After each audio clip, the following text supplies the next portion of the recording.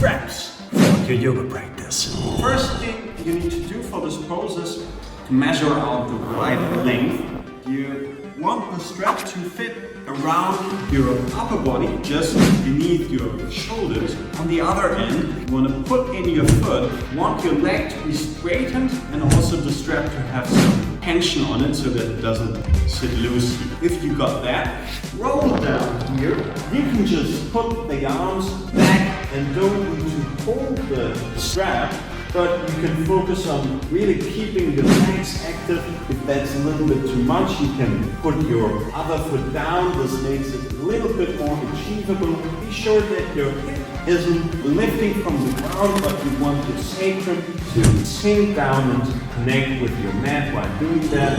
If you're struggling in this cow face arm variation, where you want to connect your hands behind your back, the strap also is a great tool that can help you. Grab it with the upper hand, reach to your back, and then walk your other hand around, grab the strap on the downside.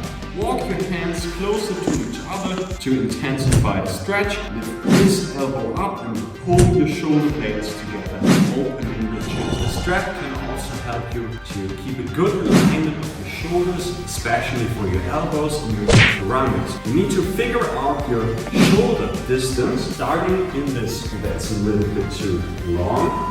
Get into your push-up position, shift your weight forward, bend your elbows back. That's a much more approachable version for your chaturanga. Up again, back down dog, or even from here, you can try to down to chaturanga, lift your feet and lift up into up dog. The same principle works just fine for your crow position. It will help you to keep your alignment closed up to the middle.